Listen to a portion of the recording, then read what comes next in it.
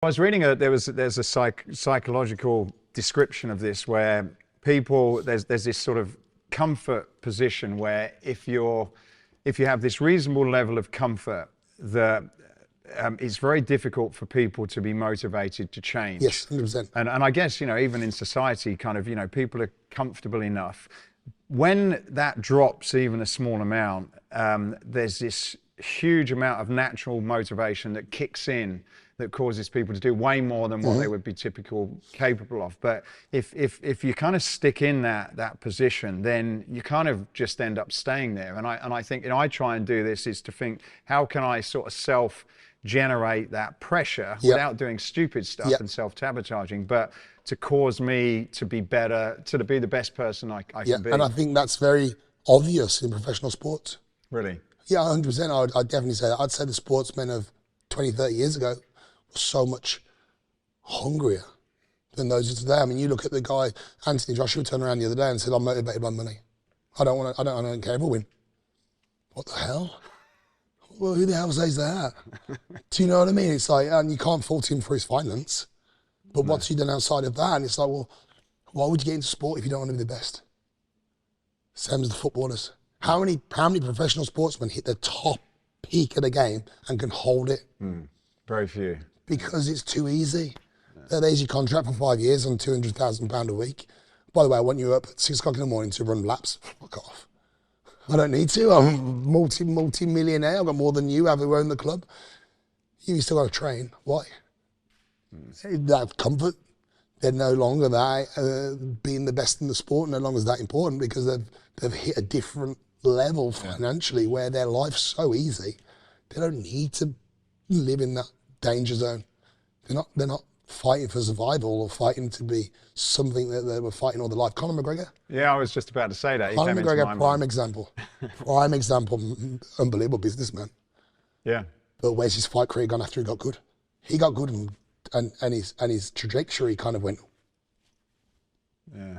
But his finance went. Well, that's why I'm interested, because I know you're a follower of mixed martial arts, and I'm very curious to see what happens next to him, because I watch a lot of his young videos and how he is on even before fight, and his mindset is just he has so much desire, or he had so much desire to get somewhere. It's almost unbelievable, contagious. But it's just, he seems to have got that, and it's like, where's he going to pull that? Yeah, I mean, it's a very difficult. From? I mean, I'm not someone. I don't like talking about other people's. I wouldn't say weaknesses, but no, I get what you mean. Do you know what I mean? Because we all have good parts and bad parts about us. I have many about myself. I think the problem with someone like Conor is that he's obviously come from absolutely nowhere, which has been well documented, and fair play to him, he's stuck with his family and his wife and so on. She supported him when he was nobody, and I think that's what you see about someone in the press and what you see about someone in real life are two different things. So let's not judge him on what we think he is or what he isn't, just on what we can see. I think Conor's problem is he's got so much success and been so successful that he needs to prove himself to himself. But how do you go above and beyond that? Once you've been the best at what you're good at, how do you then become the best at something else? Yeah. And that's a very difficult challenge. And also, personally, I think if he goes back into fighting, he'll just destroy what he'd built up, because I don't think he's there anymore. I don't think he's at the age. I don't think he hasn't got the desire. There's no purpose for him to go back into the fight world. And I hope for his mental state that he finds something he can put his time and energy into that gives him that intrinsic value rather than just financial. Yeah. Because money, without standing here and trying to show off, we've both done very well. We both understand that money is great up until a point. And then once you've fed your family, you've bought a house, you've bought a car, you've had a holiday, then the rest is nonsense, because it doesn't mean anything. There's a point where the money becomes irrelevant to your daily life. Right? Ultimately, I would personally say anything over 150, 200,000 a year, and that's just extra rubbish and nonsense because you're having to stop doing what you enjoy doing to spend that money. Does that make sense? Yeah. Right? And that's when, like you were saying, I need to be motivated to be better without self-sabotage. But what's that motivation? So it's a very difficult thing to find for sports people. And I think that's why a lot of sports people go into drugs and depression and suicide and after their careers, because they're missing that void. And you can have all the money in the world, it's not the same. And you see that a lot with boxers as well. I suppose it's the difference with sport than business is that sport does have a timeline based. Yeah, exactly. 100%. And hundreds of thousands of people screaming your name for 10 years and then it stops. Yeah. You're like, okay, I really miss that. Yeah. I miss feeling like a god. Yeah. And, you see sports people who were the best players in the world or best participants in the world, and they would have had hundreds of thousands of people screaming their name, and then only 5-10 years later, they're doing commentary on the sport, and they can walk down the street on the road, and no one's bothering them. And it's like, well, how do you go from being there to there and still feel that inside you're being progressive? Yeah. That's the hardest thing for a sports person is, for me, I want to feel like every day I'm getting better.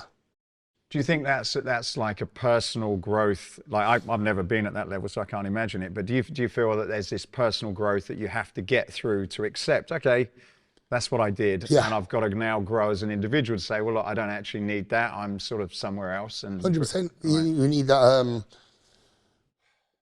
You need that self-worth from something. And the problem with sports, not every sports person, but a lot of sports people, is they lose their education at 13, 14 because they're pushed into sports. You go to the academies and you're doing your lessons, or you're really doing an hour and a half of lessons a day that are forced onto your table, and then the priority is your training before and after these lessons. So you're missing out on that real education that could make you it could turn you into a successful business person, potentially.